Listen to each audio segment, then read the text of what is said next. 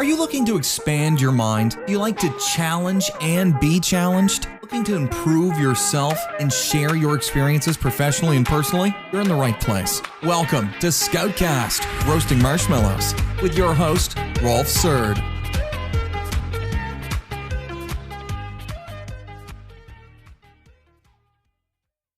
And we are live. Welcome to another episode of Scoutcast. My name is Rolf Surd and I'm your host. So after some technical difficulties with some noise here, we're here for round two. Welcome, everyone. So it's my pleasure today to introduce to you an old colleague of ours, Michiel Rook.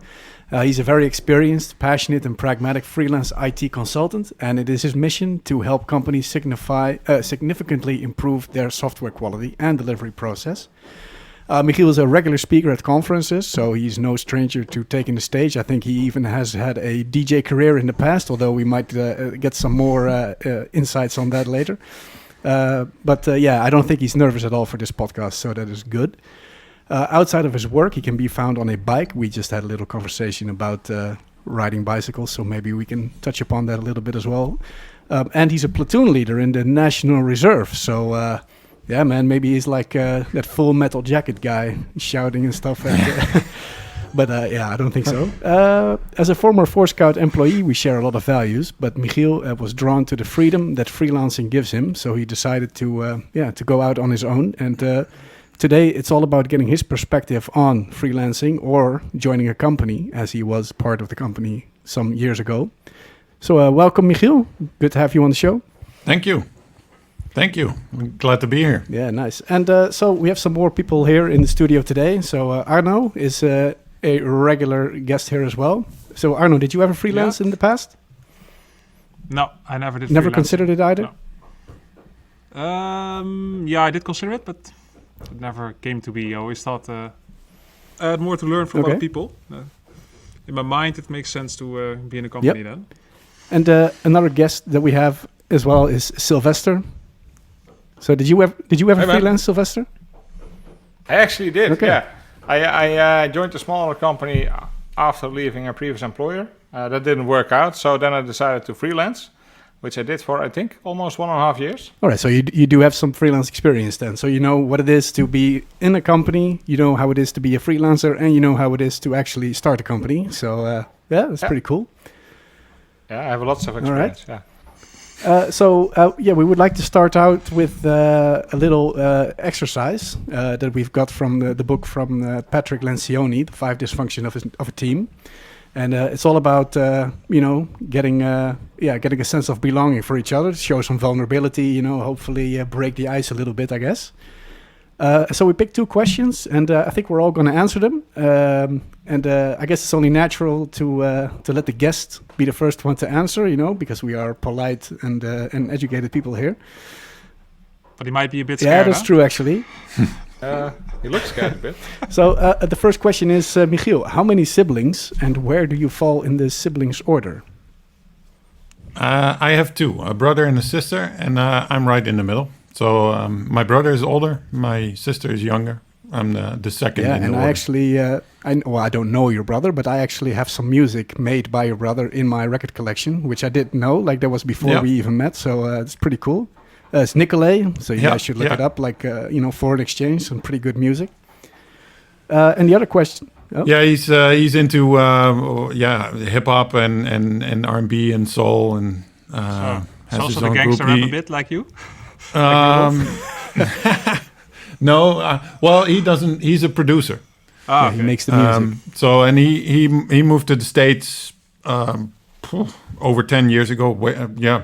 Quite a bit over 10 years ago, 15 years ago, maybe even, for his career, and that's been going very well. So Nicolay, that's his artist name. Yeah, be sure to look it up. It's pretty cool. Yeah. And so, Michiel, what was your worst job? And you're going to get bonus points if you say FourScouts, but I don't think it's going to happen, right? No, FourScouts was definitely not my worst job. I was thinking about that a little bit, like because what is a bad job? But my worst job, I guess, was when I had my paper route when I was, I was 13 or 14 years old, I guess. And I mean, the job was not bad in the sense that, it paid well. It taught me a lot, but Especially like last week when it was so cold over here in the Netherlands. I saw pictures of people, on their paper route, slipping and sliding with their bike all over the place. And I remember doing that. Like, you had your bicycle full of newspapers on the rear. Rear rack was filled to the brim with newspapers, and I even had what was it, the TV guides, which were pretty heavy. Yep. So that's where and then my bike would just fall over, top heavy, and especially in winter, that was interesting. Cool. Is that where your love for bikes come from or not? No, not really. But it taught me a lot about, perseverance. So it was a good job, but it also sucked at times, sucked bad. Okay. So yeah. Well, that's cool. I guess Sylvester, you're up next. So how many siblings do you have, and where do you fall in the siblings order? Well, I have a younger brother and a younger sister, and an older brother. So kind of in the middle. Okay. And what was your worst job? Was it Xebia? Well, actually, I told the story a few weeks ago as well at a client where we did the same exercise. And I had to think about it, but I ended up with, it's actually the only job I've ever been fired from. And I was working in a supermarket. Which one? I won't mention the name, but it was in a local supermarket. The supermarket, if you want to know. Okay. And basically what I had to do, you had to put if you fill one of those cabinets, I think it's called, right? So you have to put new products in, but then first you had to bring the old products to the front. And I never understood why, and it felt like a useless exercise. First in, first out in hindsight, stuff. I know why. First in, first out, Yeah, I get that, but, I hated the system. So I wasn't really good at it. And, anyway, it took a while, and then we jointly decided it wasn't the job for me. And I think that's actually where I developed my passion for. I want to do useful stuff instead of what I perceive to be rather wasteful. Yep. Because the thing is, all those shelves are basically empty by the end of the day. So why would I pick the oldest thing and bring it to the front while I know that it's going to be empty by the end of the day? It doesn't make sense. Okay, yeah, cool, man. So Anna, what about you? Do you have any siblings, and where do you fall in the siblings order? Yeah, I have just one older brother, so I'm the youngest. Oh, okay. So did he pick on you a lot, or?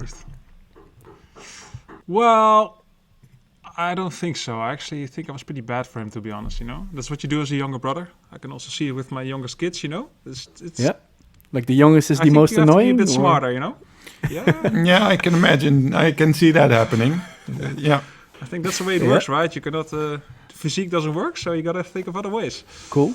So I think my brother took some pain here and there from the parents. All right.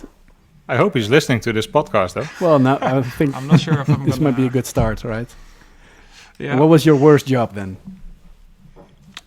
Well, my worst job was a summer job.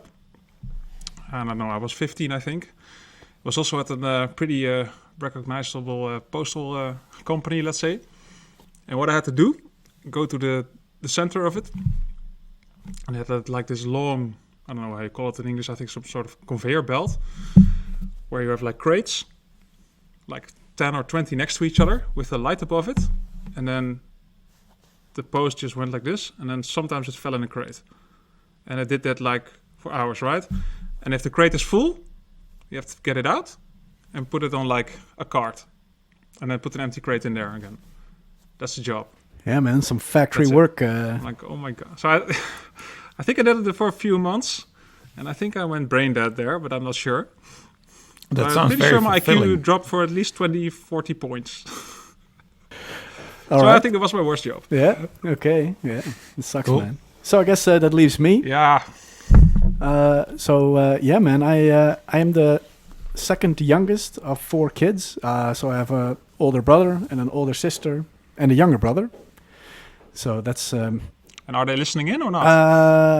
I don't think so. My youngest brother actually knows about the podcast, and I invited him, but he's kind of sucky. He doesn't respond to my invitation, so either he... So this is official then, no? Not. Yeah, man. Hello, younger brother Rolf. Are you joining? Come on, I'm man. calling him out, man. Don't be pushing out. Exactly, because he knows a lot about... Is he scared then? Well, I don't know. He knows a lot about nearshoring and stuff. I don't think he's scared. I think he's just lazy, but we'll see. Or maybe he thinks the podcast sucks. That could also be it, right? I don't know. Yeah, then you can bring it on to say what we should improve, Exactly. right? You know, need some feedback. Yeah, and about my worst job, that's also in a supermarket, man. Like I worked at the Albert Heijn for like 1 year, and yeah, that was super sucky. Not so much the first in, first out stuff, but just like annoying customers asking me questions that like why certain products weren't sold anymore.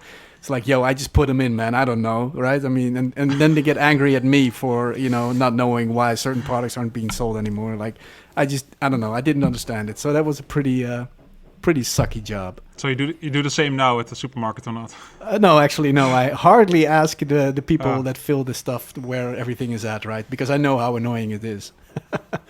Yeah. All right, man. So that's a pretty fun little exercise. But I guess now we can go on to the actual subject of the show, right? About freelancing, because Michiel chose freelancing over joining a company, and we would like to know why, Michiel. I guess it's more than one reason, right? Yeah.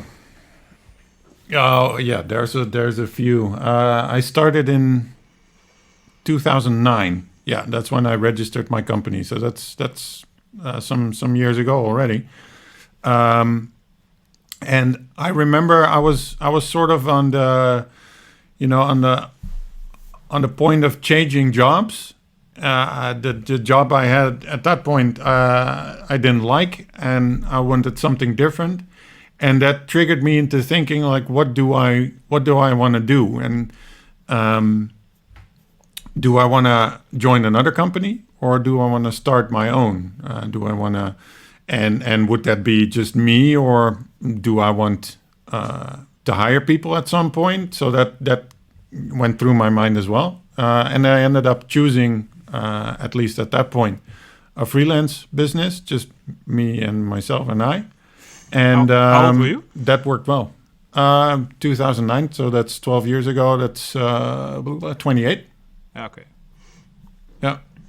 So I had some work experience behind me. I was a few years before I graduated from university, and while I was still studying, I also had some work experience. So I had a bunch of experience, but I was like, okay, I wanna see what's out there. And one of the things that I think triggered me the most, or was the biggest reason, was I wanna see many clients and build up experience that way, and then share what I learned at client A with client B, and do that in a quick fashion. And so. And then figure out what I want to do. And what I also felt that being a freelancer gives you some distance to a company. Yep. That's the same for all consultants, of course. Whether you are a freelancer or whether you are employed by a company and you consult at another company, there's always a certain amount of distance. And I think that's a good thing. That's intentional. And to some degree, that's why we are hired to consult at companies, I guess, as well, because we're not, from the same background, and so that helps in seeing things and addressing things. But you don't feel lonely about that? Those were some of the reasons. So what's that? Well, you don't have the feeling like, okay, you always have the distance, but that also makes you not part of it. Doesn't that bother you?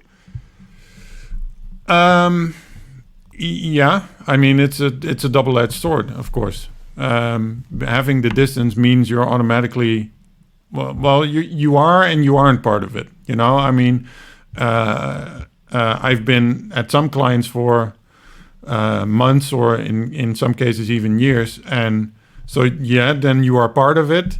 But you're also not part of it because you're not part of the what's the proper English word for that? But the personeelsvereniging, for example, the employees council and the employee club. You're and not invited whatever. to the Christmas.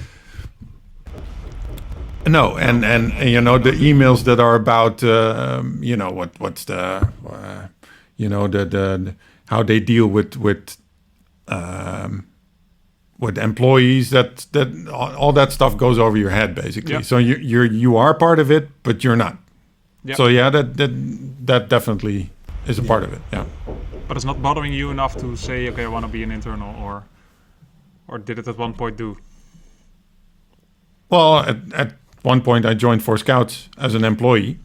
So yeah, that is something that keeps going through my mind. But you know, I have my fixed colleagues, if you will, my long-term career. I've been with as Rolf said in the introduction, I've been with the Dutch Army since 2010. So I've been serving for 11 years now as a reservist, and that's my family, my colleague group, if you will, right? That's the sort of the thing that doesn't change. It hasn't. Well, of course it changes, but yeah. So you replaced it basically. With that's my. I'm an employee with the army essentially. Yeah. Oh, sorry to intervene, Rolf, but your sound quality is pretty poor. Oh, okay. Let me. So maybe your mic is incorrect. Is this better? Yes. Yeah. Yes, Okay. totally He's back. Cool. Nice. So yeah, like I said, like you kind of replace like the colleagues from work to like, okay, you know, I'm also doing this army thing, and I see these guys, and we have certain parties or outings together. So that's okay. Like you're not missing it because you're getting it somewhere else.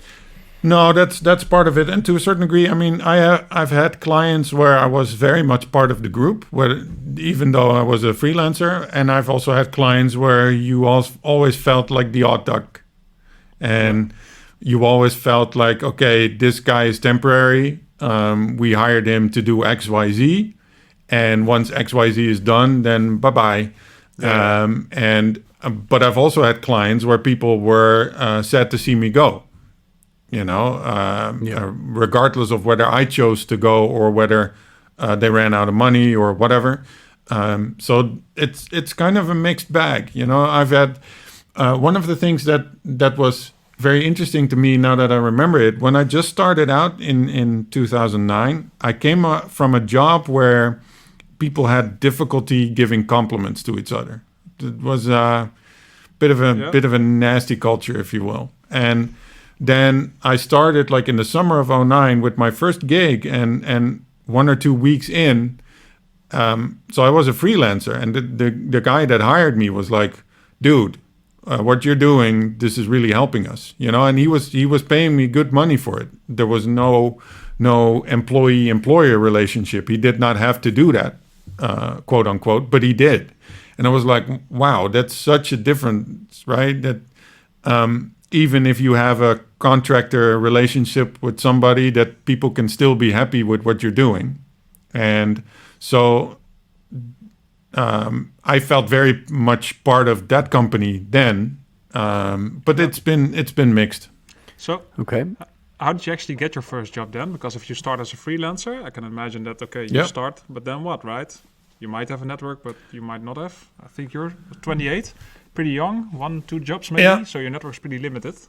So how did you solve that? Yeah, and if you remember, 2009 was not the best of years in terms of the economy in the Netherlands. I think I started my company when we were pretty much rock bottom That's the best place to start, the Netherlands. No? That's when I sold my house. Yes and no. On the one hand, I was super scared. Like, you know, this may not be the right time to do it. Did I fuck up? Did I? Are we allowed to say that? By the way, are we explicit? Well, yeah, we've had some we had some hiccups in the past. So, but we tried to limit it a bit. But it's okay. It's okay. But did I make a mistake in choosing this path now this year, 2009, or does it help me to get rid of, you know, the administrative stuff that you need to do when you start out, you know, to fill in this, submit that. I got all that stuff out of the way, and then at some point that train started rolling, and I was glad that I had all that stuff sorted. But coming back to your question, Arno, how did I get my first gig? Well, I started advertising myself on a few sites, and some stuff came from it. Some were more idiotic than others. Like I remember there was somebody that wanted me to build a social media site akin to what Facebook was at that point. And I said, okay, what's your budget? 3,000 euros. I said, no, not so much. So I had a few of those. And I was like, okay. And then by chance, I stumbled on a company in the city where I live, Utrecht. And they had a few things going on. And I ended up working for them for months. And that sort of bootstrapped my network. And the networking thing is difficult. Yeah, it can be difficult. You know, I'm not very into cold calling people. Yeah. Most people don't like being cold, so that but you know but in it the goes time, both were ways. you already thinking about how to position yourself, or was it more like, I'm just going to talk to people and see what happens? Because right now, I think you positioned yourself on a few things, like on the CI/CD part, right? Yes, is it something exactly. that grew? Is it something that already was, or? No, that grew over time. I was at that point. I was just a developer, and of course, I had my ideas and my opinions. But the focus on continuous delivery and DevOps came over time, and I was doing a lot of these things even without being aware of it consciously, like the DevOps thing. Yeah, I mean, DevOps I was doing in 2003-04, you know, because I was part of a small company back then, and we just had to, you know, there was nobody that we could call to configure our servers or whatever. We had to do that ourselves. So even though we didn't call it that, we were doing that, you know. So it was, I guess it was only natural that given what I am passionate about, that I grew more into doing that. So that's what I focus on right now, mostly like CI/CD, DevOps, transformations, stuff like that, and quality as a whole. You know, the focus on quality in software, and then through quality get speed rather than the other way around, because that rarely works. And that's also how I guess we found each other. You know, you sort of one thing I found out is that the number of people in the Netherlands, at least, that think about this thing on a high level, that group is not so big. So it was only natural that you at some point you meet those people, you know, and that I met Sylvester first of everybody, and that was, when was that, Sylvester? Yeah, I'm 14? trying to remember the year, but it was at a big job publisher, job board. Yeah, 2014 was that? Or maybe earlier? Yeah, I think so. Yeah, it's 2014, 2015 maybe. Yeah, I still remember there was you this know, guy coming in as a freelancer, and he was doing PHP, and I'm like, what? But I know, turned out to be okay, yeah. Yeah, and that, you know, the work that we did, and also the work that I did before and after, that very much shaped the direction I'm taking now. And that's, you know, that's, I'm not, I like planning, but I also like to have things develop organically, like, and that's what this is. I mean, I found my passion. I found the thing that that I like to talk about, that I like to reason about. Is that also how the speaking at conference came about, where you just said like, hey, you know, let me just see how this goes, and it also, you just kind of fell into it, or was it also something that you said like, nah, this is really something I want to do in order to position myself as a freelancer?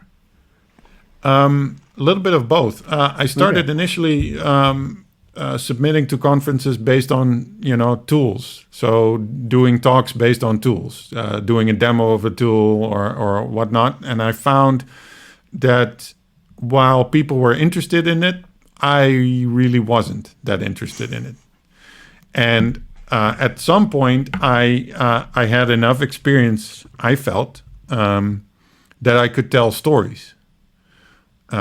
Case studies and storytelling and you know, case studies, learning. Those were the conference talks that I always liked the most listening to, you know, as an attendee. Yep. And this was around the 2013, 2014 period as well that I started developing like, okay, I now have enough stories to tell. Now I just need to figure out how to tell them. That's the most difficult part. I found that, while you have something in your mind, creating a structured story about that is very difficult. And then it was sort of, one thing led to another. I started getting accepted at more conferences. That shaped my thinking. That led to me having more of a profile on those subjects. Yeah. Vice maybe. versa. Yeah, exactly. And did you ever That led to some gigs. Yeah. And in your freelancing time, right? Especially at the start, I can imagine. Did you ever not have a job, like be on the bench for a few months? Or is it always like consecutive jobs after each other? The most amount of time I spent on the bench in all those years, I want to say, is not more than 1 or 2 weeks. Yeah, so that's not really a And I problem for you. remember, especially in the first few years, when you haven't really listened or realized that there's only so much hours in a week, and while you can work all those hours in the week, that tends to get old pretty fast. And at some point I was like, okay, maybe I need to slow down a little bit. And then I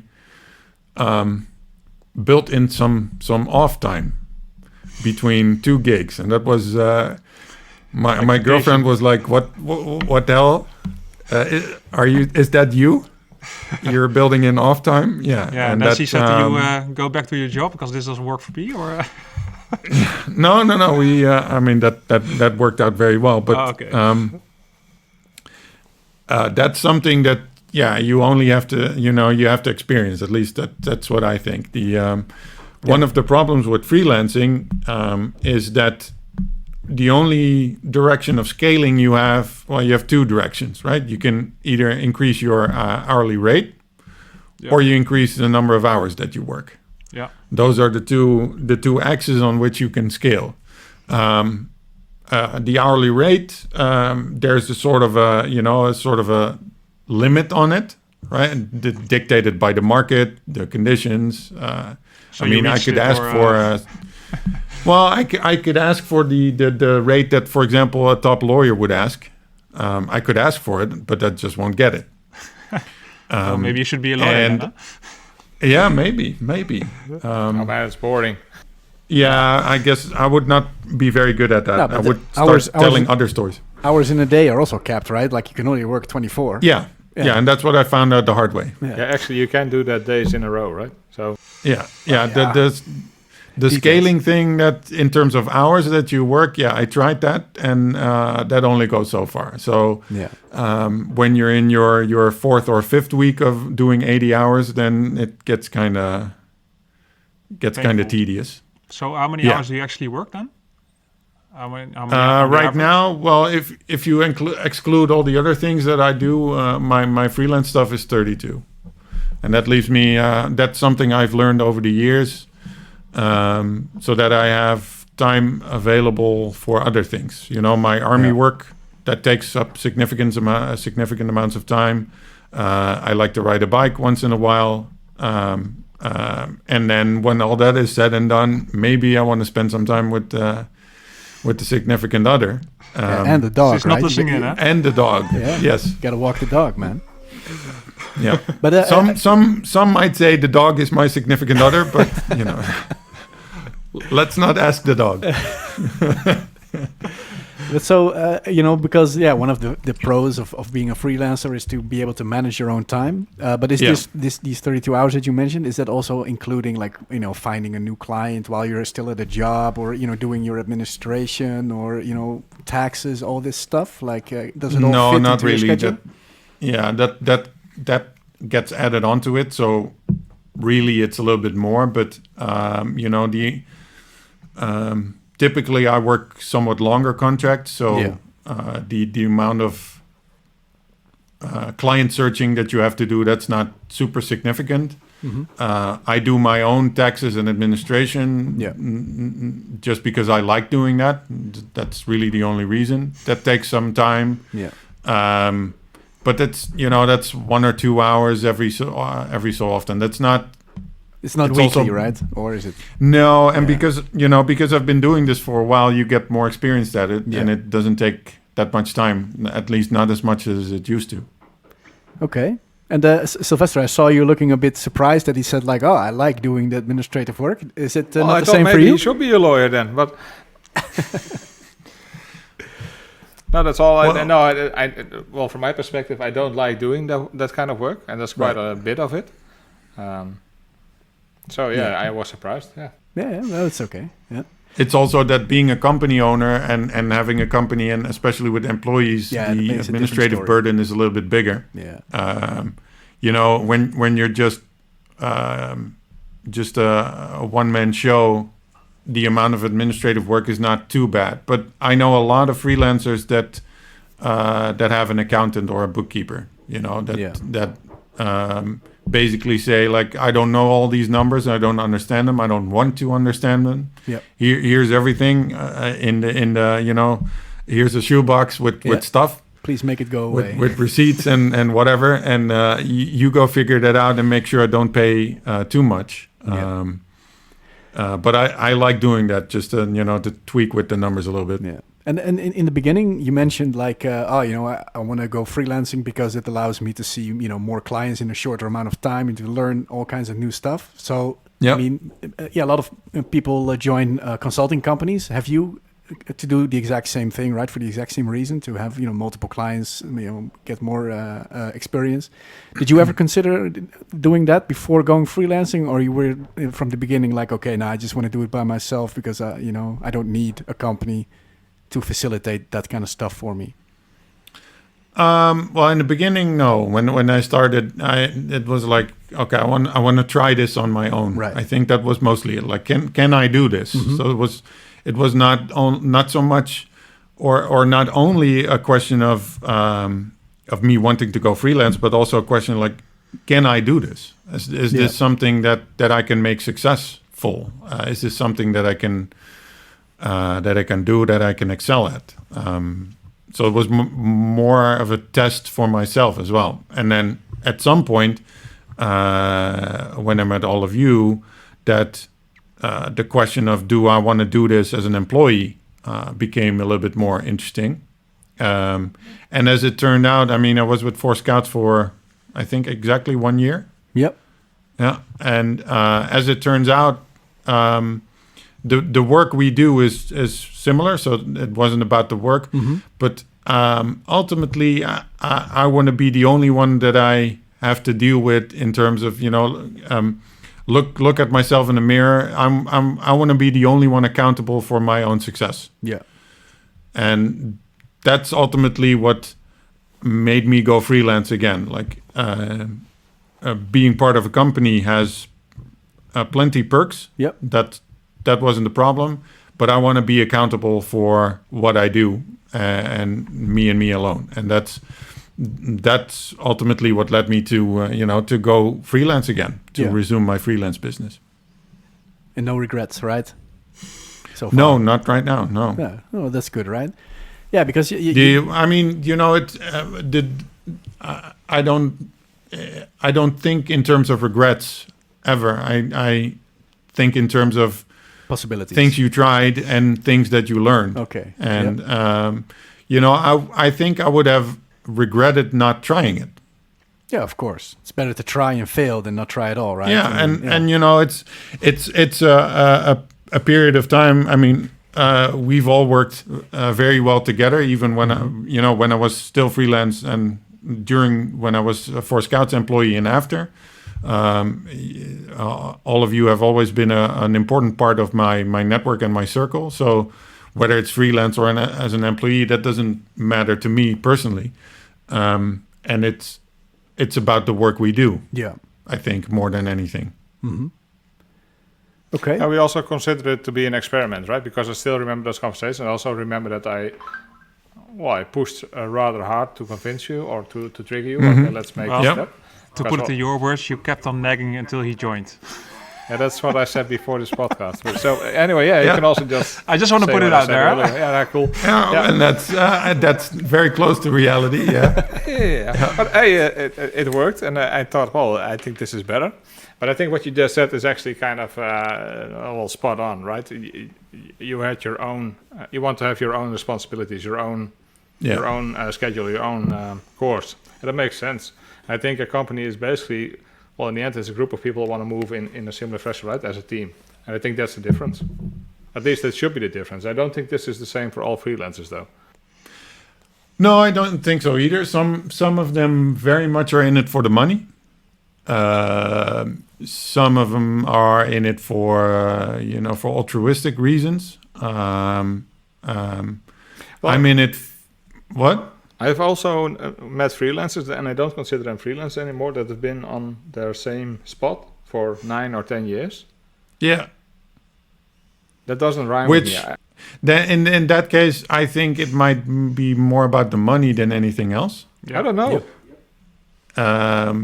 And I mean, the money is nice, but don't get it twisted. The amount of money you spend on an employee, you know this very well, is that's significantly more than what the employee ends up seeing in the bank, right? And some of that stuff is what a freelancer pays as well. And I mean, there's been all this discussion, right, in Dutch politics about the tax benefits, so-called, that freelancers have, and the distance between freelancers and employees. And there's one thing I want to say about that is not every freelancer, it's not a homogeneous group. I mean, an IT freelancer such as myself versus a freelancer that does Deliveroo. Yeah. Even though they're not allowed to be called freelancers anymore, I guess. But there's quite a significant distance between the two, and that's. Well, for me, that touches also another point. But somehow this is about social security, I would say, because if you are on the low I guess end we're of losing freelancing, Rolf. Are we losing Rolf? Yeah, we lost Rolf, or he fell asleep. That's really weird. Sorry, the Wi-Fi did a little hiccup. I'm here, man. Yeah, Okay. that's okay. Yeah. Cool. Now, what's your question, Arno? Well, I just wonder. I think that touches the social security for some part, right? Because if you are a Deliveroo freelancer, which you're not supposed to be called anymore, I think that's the problem. Yeah. Mm-hmm. But I do wonder how did you actually set this up? Did you think of do you have like insurance if something happens to you, or a pension plan? Well, initially I had nothing. And that was, I mean, that goes for a lot of freelancers. Yeah. And there were a couple of triggers that made me do something. Crashing on the bike? I ended... No. When my girlfriend and I bought a house, we found that, if things were pretty well orchestrated if I were to die. Yeah, but if you were to go into a wheelchair, I guess... but indeed, if I were to, suffer some sort of accident and not be able to work, but I would not be dead, then we would have a financial problem because, she would not be able to carry the mortgage on her own. Yep. And I would not be able to pull my weight. Yeah.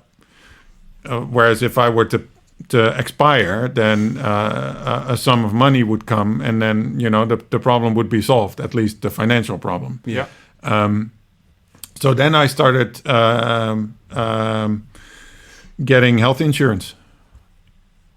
Yeah. Health insurance, you mean the kind of like the insurance that if something happens to you, you get some kind of Yeah, so disability insurance it's not health insurance, because health insurance is for when you get sick and you need to go to the doctor, of course. But this is if I were to have something and I would have partial or complete disability, and I would not be able to do my work, I would have some sum of money.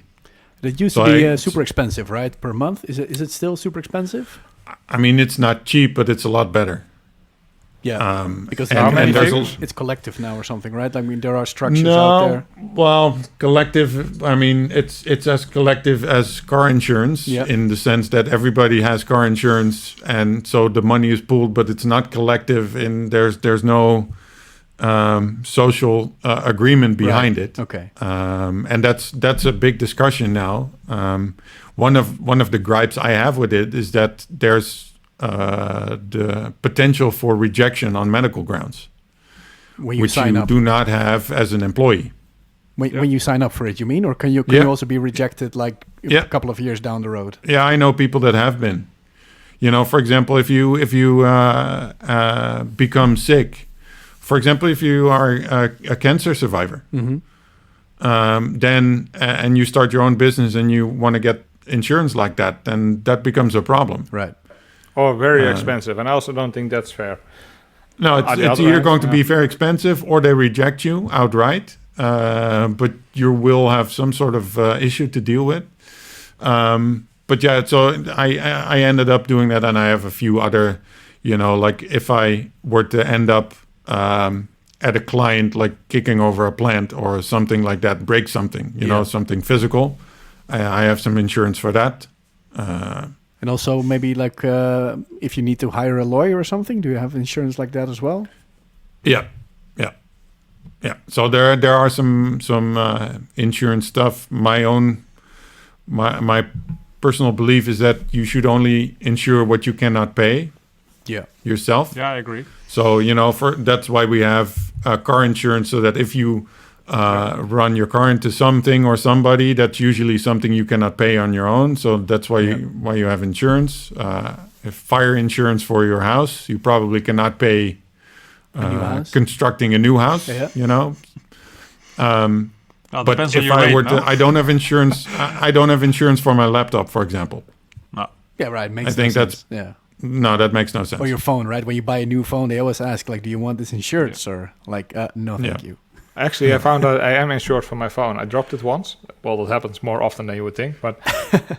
Yeah, I have. I mean, I buy my phones with credit cards, so most of those credit cards have automatic insurance. Stuff like that, yeah. But if you call for a second time, then they start giving you advice on how to deal with your phone. So it's kind of weird.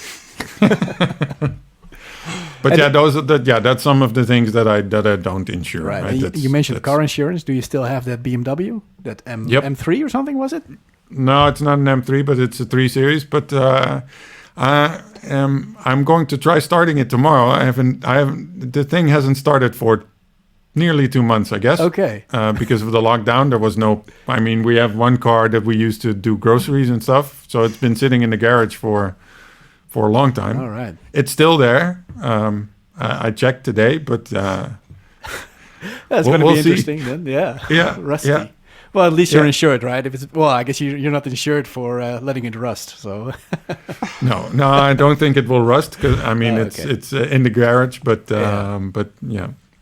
Cool. And do you see yourself being a freelancer until you can retire, or are you like, no, I want to either start a business with a product, or I want to join a company and do something I believe in, or are you more like, okay, nah, man, I'm just gonna freelance until I get enough money to quit? Yeah, to be honest, I don't know. That's especially because the retirement age seems a moving target. Yeah, it gets extended all the time. Yeah. Yeah. So who knows? I might reach it at some point. Mm-hmm.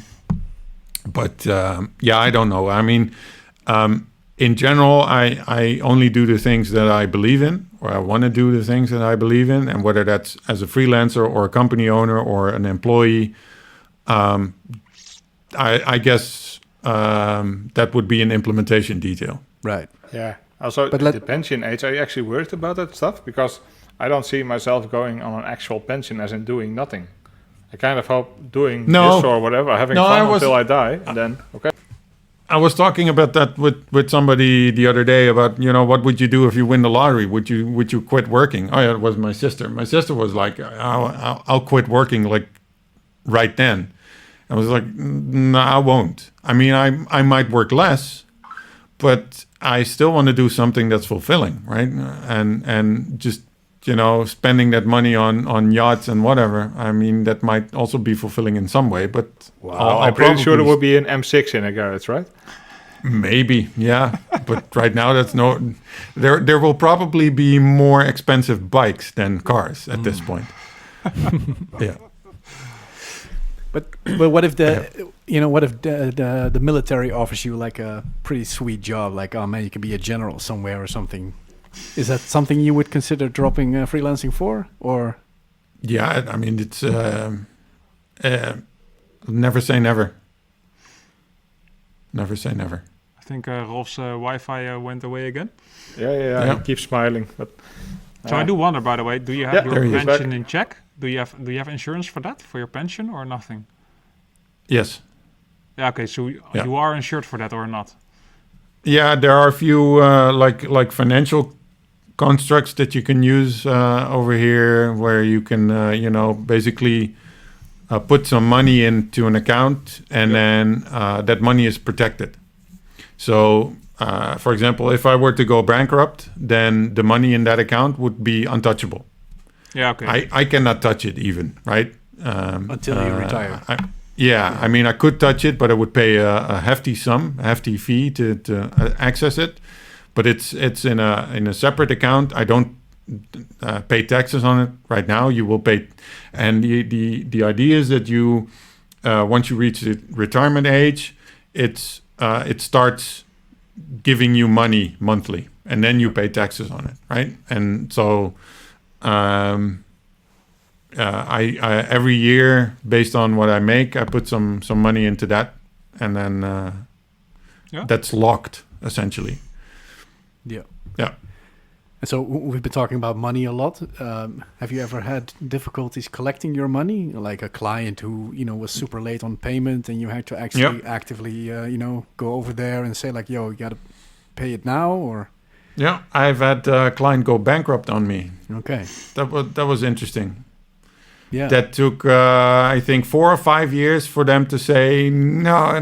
All the money that was there is now taken by the tax service and the bank. Right. And Damn. what remains for all the other creditors is exactly zero. Damn. Yeah. Yeah. And did you work long there? Like, did you make a lot of hours, or was it like 1 or 2 months? It was a pretty significant sum that I lost. Yeah. Okay. Yeah, and that's what they say is the risk of running a business, of course, but it's one of the less nice things about running a business. Yeah, I can imagine, man. It hurts. Yeah. And there have been clients where I had to. I mean, I'm not the type to do the loan shark thing, like show up at somebody's door and with a bat, break their leg if they don't pay. But go military on their ass.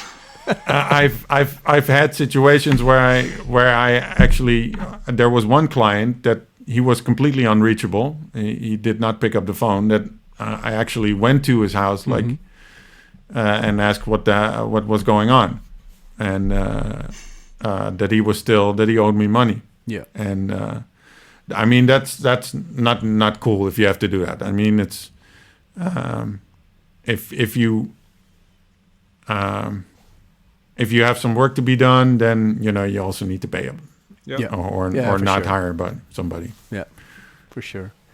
Yeah. So all things considered, with all your experience in freelancing and also being at a company, like what would you recommend? I guess you can only speak for the IT crowd, I suppose. But like, would you recommend everyone in the IT to at least try going freelancer, or is it only for a certain specific set of people with a mindset of being, their own boss? Yeah, I guess you need to be a little bit independent, and you also need to be a little bit of a risk taker. Being an employee for some people is more safe. Yep. And there are people that do not. For example, my sister, she tried freelancing for a little while in a completely different field, and that's not for her, right? The chasing the money, chasing a client, looking for new clients, that gave her anxiety. Yeah, that can be super stressful for sure. Yeah, it can be, and so she did not want to deal with that, and she was like, I want to have. Work in a company where somebody else is doing that for me, and because I don't add value in that way, so then I can, focus on how I can add value, which is, do my thing and not worry about all this other stuff. So it's not for everybody. Yeah. And how would someone know that they are up for the task? Like, is it just something you feel, or just something you? Well, ask yourself the question: what would happen to you? It's like when you open an account where you can share or go into stocks. Yep. You know, and you go to stockbroker and they have to ask you these questions, give you the survey, like what's the amount of losses you would be able to accept? You know, what are you prepared to lose? Yeah. And I think that's one of the key questions. Like if you are an employee right now and you were to go freelance, but you cannot get a client, or you get a client that doesn't pay up, or you know, something like that, and you would have to essentially eat your own money for a while. Yeah. Do you have a buffer? Do you have savings? Are you comfortable with that? Yeah. Are you comfortable with not knowing maybe how it's going to turn out, not knowing what it's going to be like a year from now? Yeah. And if you're not comfortable with that, then maybe it's not your thing. Yeah. Well, I think current times kind of prove you never know what's going to happen in a year. No, of course. And But- for me, it's also it should not be just about the safety, right? Because honestly, if the only reason you're being employed by someone because you feel safe there, I don't think that should be it, right? I think it's also about you want to be part of a bigger thing, right? Being part about a group with a shared vision. If that's your thing, if that's what you want to do, then I don't think you should become a freelancer, Right. unless you join forces with other freelancers and basically become a company. But Yeah, and even so, I mean, you need to have some sort of an independent mind, and now the independent mind can function very well as an employee as well, right? But I've also encountered people that were maybe docile is not the good word, but I think you know what I mean. Is Passive, or yeah, to some degree, that do the work. Mm-hmm. Show up at 9, leave at 5. They do the work. It's of reasonable quality. I mean, it's not spectacular, but it's also, it also doesn't suck. It's somewhere in the middle. Yep. it reminds me of my story about the supermarket, I think. And I think people that are comfortable with that, they would not work in a consultancy like FourScouts, but they would also not work as a freelancer. Right. Because that's they actually- would simply be too passive. Yeah. Well, while you say that, I remember what I just said, right? I still encounter freelancers that have been working somewhere for 10 years, and they feel the type of person you're describing. I don't know how they did it, or maybe they're the outliers, I don't know. Or they forgot to fire them. I know the type, yeah. Well, maybe it's kind of like The Office. It's like Milton, right? The red stapler. Yeah. I don't know. Yeah. So All right. I do have another question, right? Yeah. Just one Yep. last one. Were you ever fired from a gig? Like, got contract, bye-bye. I was fired, but I was also like Sylvester. I was fired at the supermarket where I was working, but I was never. I mean, I was no fired. Did not happen. I mean, as a freelancer at least. So what does Also not happen within is FourScouts, right? Just to be completely clear here. no. There was a mutual agreement, right? So Yeah. yeah. Mutual understanding. No. All jokes aside, what does happen at freelance gigs is like we are running out of money. That happens. Like we're running out of budget, and you've reached the end of the value add, or you reach the end of the contract. Yep. And in some cases, the contract is very well defined. It's like once you reach goal X, then we part ways. And that's very clear. That's very defined, and that's perfectly fine. Yeah. I mean, if you buy a car, you don't expect the car dealer to stick around as well. You did the service. I give you the money. Thank you for the service. Yeah. Yeah.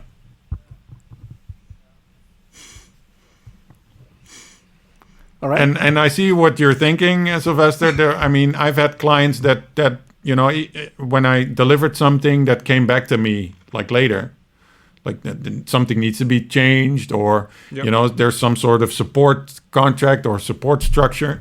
But I've also had contracts where, it was, okay, end of contract, you delivered what you needed to deliver, bye-bye. That was nice, everybody's in agreement, this was good. Yeah. What we ordered was delivered. Did the company what I found interesting, you asked your last question, I know, you just said, so sorry. Oh, sorry. What I find interesting, you said at the end of your value add. So what's the period for you? What's the limit, right? Because I'm assuming you mean, okay, we also sometimes call this a bit more negative maybe, but okay, we are becoming part of the problem we're aiming to solve, yep. right? And that's when FourScouts at least starts rotating. So we bring in fresh blood, fresh minds, and try over again, or start over again. So what's your time frame? When do you consider yourself this is not going well? Not going well. No, I should have said that differently. It's time to switch. Yeah, and it's like you said, you become part of the problem. That does occur. One of the things I said at the beginning of this episode was there's a certain amount of distance that you have as a freelancer to a company, or as a consultant to a company in general, whether you're a freelancer or not.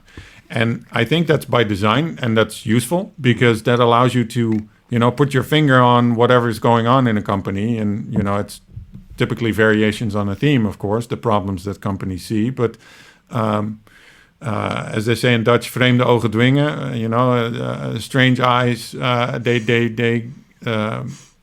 tell you a problem that you may not be able to see when you're inside of the company, inside of the problem. And as you are part of a company for longer as a consultant, then you start becoming a little bit numb maybe, but also a little bit less sensitive to the problems, the things that are going on. You accept certain and things that makes you are. You become more accepting of it, and that makes you maybe less effective. Right. So I don't want to put a hard number on that because it varies from company to company. But I would say that if you're still around after a few years, then maybe it's time to start thinking about something else. But it may also be that you have something that what you're doing is super fun, And I mean, it's not something. It's not absolute. I think it's more. I've been with companies where after 2 months it was like, okay, I'm done with this. So, that was a different problem, I'm imagining. Have you ever also had to serve multiple clients at the same time? Like, let's say Monday, Tuesday, going to client A, and then the rest of the week to client B, or even more?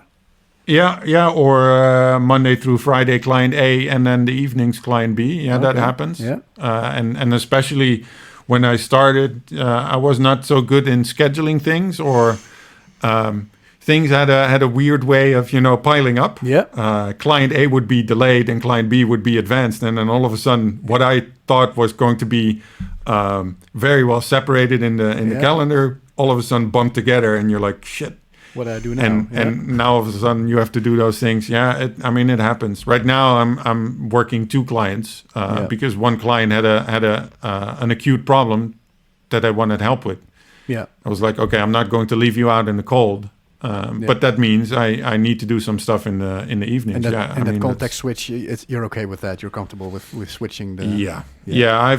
I've always been pretty good at that. You need to be pretty good at that. I mean, as a consultant in general, I think you need to be. Yep. It's also something you train over time and become better at. It can get pretty tiring. I mean, if it's not only the clients that I have to context switch between, it's also my home situation, the army, other stuff. So that sometimes it can get a little bit tedious, but so far I've managed it. All right, cool. So I think we're nearly running out of time here. I do have one more question though, because before we started recording this podcast, you guys were talking about riding a bicycle. Yeah. And I was just wondering, how many bicycles do you own, and how many Lycra suits do you own? How many bikes do I own? Well, always one less than I have to own. That's the rule. Yeah. The right amount of bikes is N+1, where N is the amount of bikes you currently have. So I have 3 right now, 2 road bikes and 1 mountain bike. But I can see the 4th coming already. Then your girlfriend forces you to get rid of one, or is she okay with you adding one to the roster? Well, she doesn't see them because they're stored in the garage. So that's a smart move, that's right how you there. do it. Yeah. But the Lycra suits, I mean, yeah, she chuckles about them from time to time. Because I'm almost a mammal. Almost, okay. Middle-aged man in Lycra. Yeah, almost. My excuse is that I try to ride bikes on a level. I race on amateur level. Yep. But still, I'm a mammal, and I have enough Lycra suits or sets of clothing to have 2 or 3 sets for every season. Okay. So that's enough, you would say. And I can switch around, and I have clothing that ranges from what was it last week, -10 or something. Yeah. Comfortable to something like +35 and everything in between. So I have a lot of clothes. Okay. Yeah. Okay. It's an expensive hobby. All right. Yeah. Well, that's cool. And so you said that you were doing races, like amateur races. So I guess I'm not sure if I should be asking this, but I'm going to do it anyway. Like, do you have to shave your legs for those? Some people say that I do, but I don't. But you could be faster, some man. people say, not yet. Yeah. Okay, but you've managed to postpone that for now. Yeah.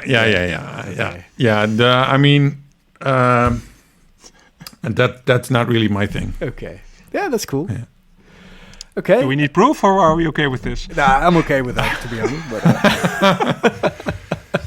I'm not sure my camera would show it. yeah. Okay. It's going to be a picture later on. Okay, that's fine. Mm-hmm. Yeah, we'll put it in the show notes. All right. All right. So at the end of the episode, we usually ask everyone to send a tip out to the listener. I think we forgot last episode, so I want to reinstate that for this one. So I don't know, Michiel, do you have a tip for the listener? Like I don't know, music or anything in particular?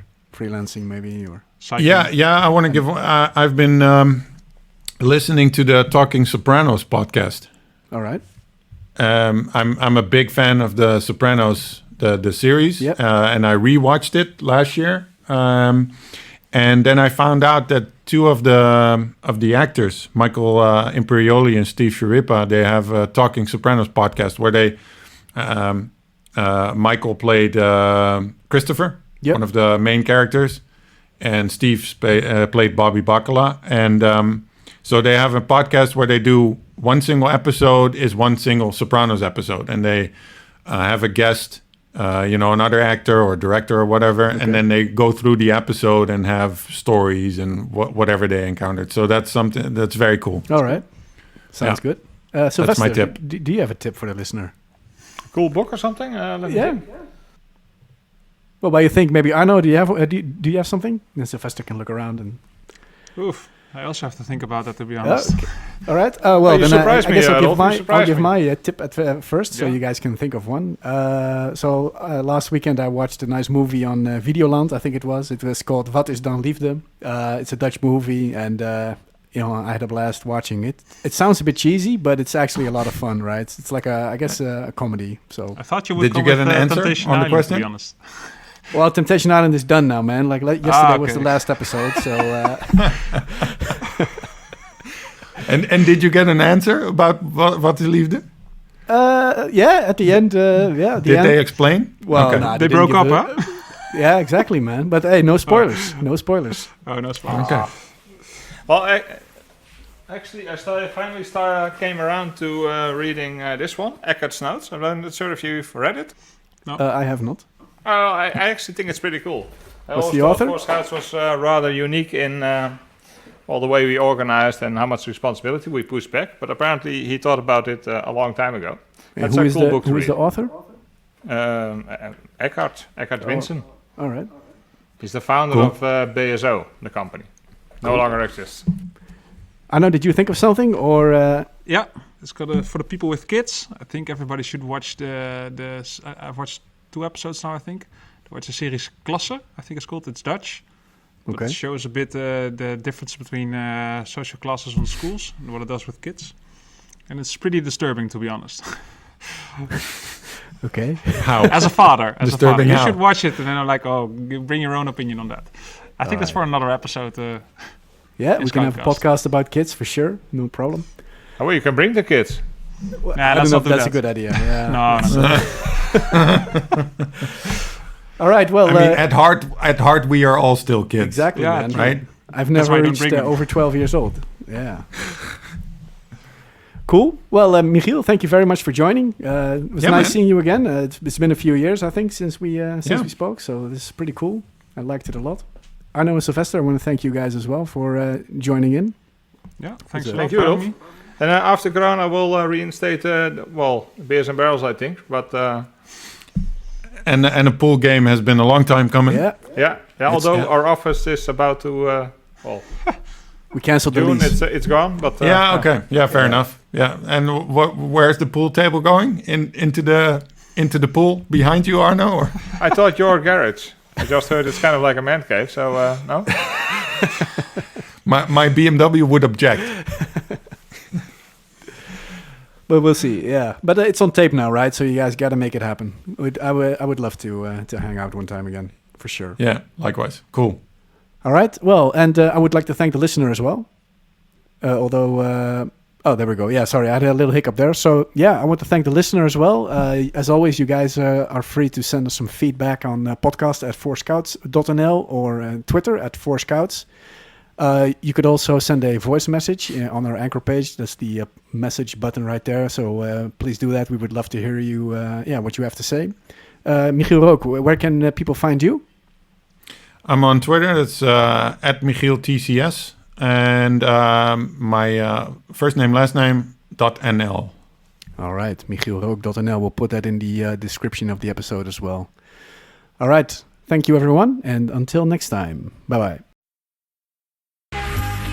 Thanks so much for listening to this episode of Scoutcast, Roasting Marshmallows, with your host, Rolf Surd. For more great content and to stay up to date, visit FourScouts.nl and on Twitter at FourScouts. If you enjoyed today's episode, please leave a review and subscribe, and we'll catch you next time on Scoutcast, Roasting Marshmallows.